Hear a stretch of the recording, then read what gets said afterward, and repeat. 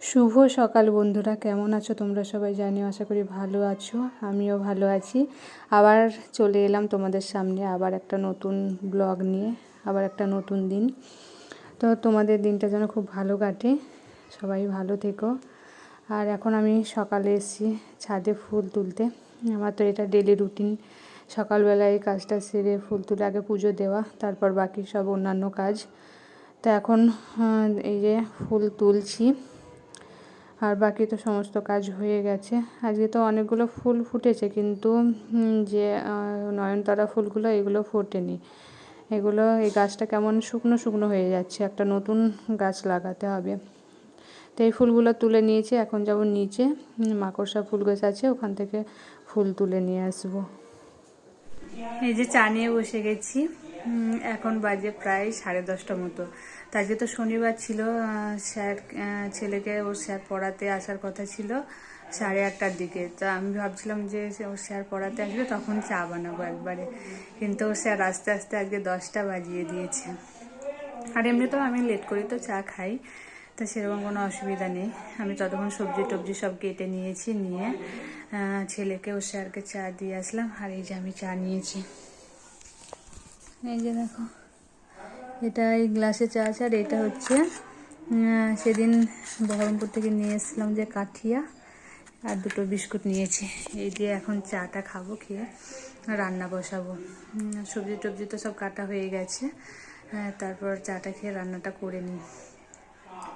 তো চলো, অনেকটা লেট হয়ে গেল, আমি এখন চাটা খেয়ে নিই, খেয়ে রান্নাটা করে নিই।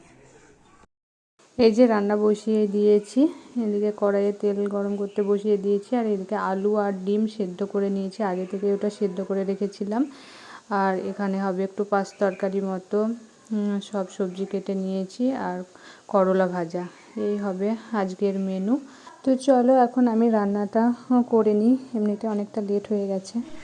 এই যে দেখো, রিমন বাবু চলে এসছে স্নান করে, এখন খেলা করছে।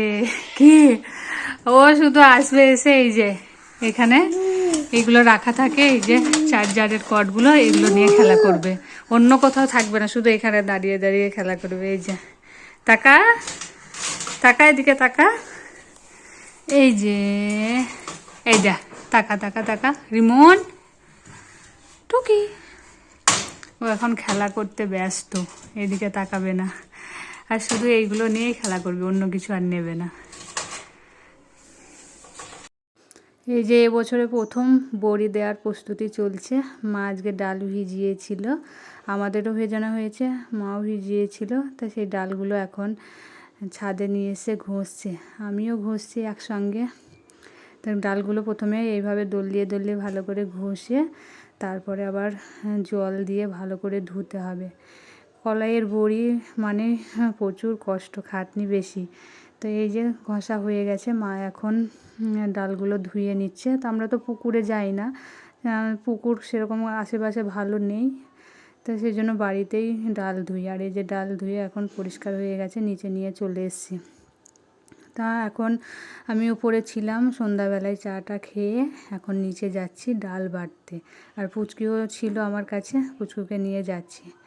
এই যে এসে দেখছি মা আর সাথী ডাল বাটতে শুরু করে দিয়েছে, আমিও বসবো এবার। তো আজকে তো তোমাদের সঙ্গে বেশি কথা বলতে পারবো না, তো ভিডিওটা আজকে এখানেই শেষ করছি। আবার আসবো আগামীকাল তোমাদের সঙ্গে কথা বলতে। Tata, by.